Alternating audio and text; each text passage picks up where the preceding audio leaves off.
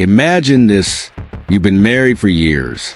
You share a home, a bed, a life. But one night, you discover that the person lying next to you is trained to kill. And worse, their next mission is you. John and Jane Smith look like the perfect suburban couple.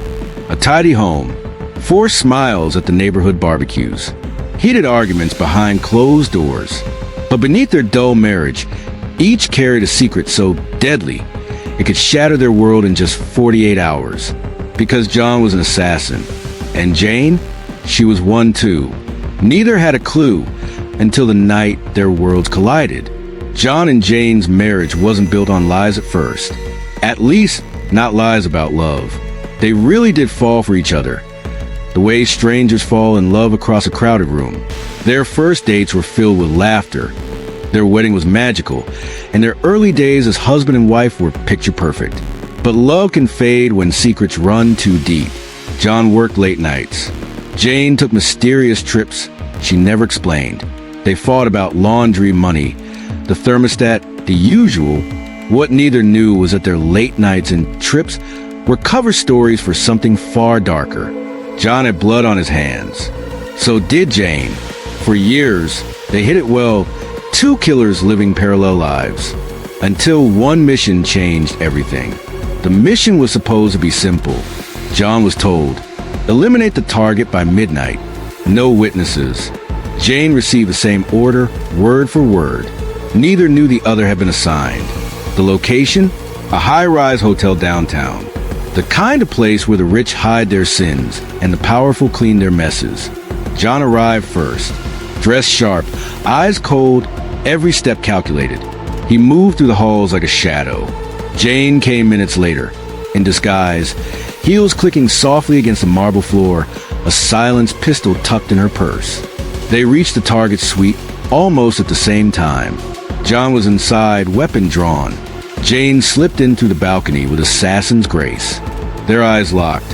A second of confusion, a second of denial, then realization. The person standing in front of them, their enemy, their spouse. The organizations they worked for had rules. Iron rules. When two operatives' identities collided, there was only one solution. Eliminate the rival or be eliminated. They had 48 hours. 48 hours to kill the person they once vowed to love until death. The hunters became the hunted. Their home, once a safe haven, became a battlefield. Jane turned the kitchen into a trap. Knives hidden in plain sight. Poisons tucked into wine bottles. John converted the garage into an armory. Explosives hidden in toolboxes. Shotguns under blankets. Dinner time became deadly. Conversations at the table were laced with double meanings. You've been distant lately, Jane would say, eyes flicking the knife in his hand. And you've been sharp, John would reply, grip tightening on the fork. At night, the bedroom was a war zone, not with passion, but with paranoia. Each slept with one eye open, listening for the faintest movement. And then the battle exploded. It started with an ambush. John caught Jane, loading a rifle in the garage. She spun, fired. A bullet missed his head by inches. They tore through their house like a storm. Bullets ripped through walls. Glass shattered. Furniture turned to rubble. John pinned Jane against the wall, gun to her chest. Was anything real between us? He growled. Her eyes burned with anger and hurt. Was it real for you? For a moment, both froze. Killers locked in a lover's standoff. Neither pulled the trigger. Amid the chaos, something strange happened. The fire that once burned between them reignited. Each move, each strike, each dodge, they matched perfectly. It was as if their bodies had been trained together all along. John threw Jane against the counter. She elbowed him in the ribs. He caught her fist mid-swing. Their eyes locked, breathing heavy. And suddenly they kissed. Not a kiss of love, but of war. A kiss that said, if we're going to burn, we'll burn together.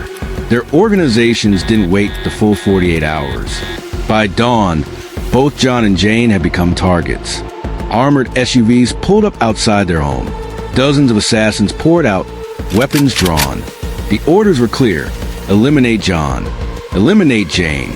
For the first time in years, John and Jane were united. Side by side, they fought like demons. John covered Jane as she reloaded. Jane took down enemies that John never saw coming. They moved as one, like dance partners in a deadly tango.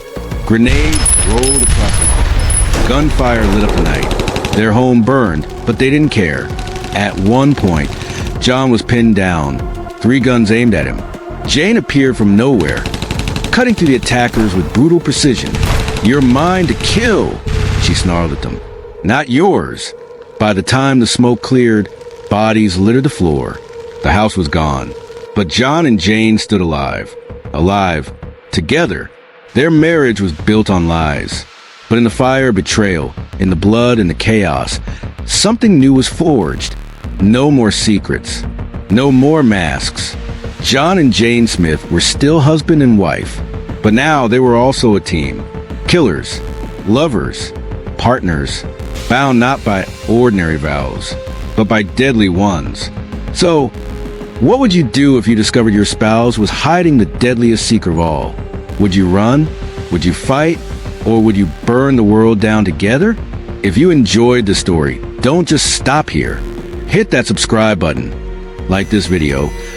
Don't forget to turn on the notification bell, because the next story will twist your mind even further. And trust me, you don't want to miss it.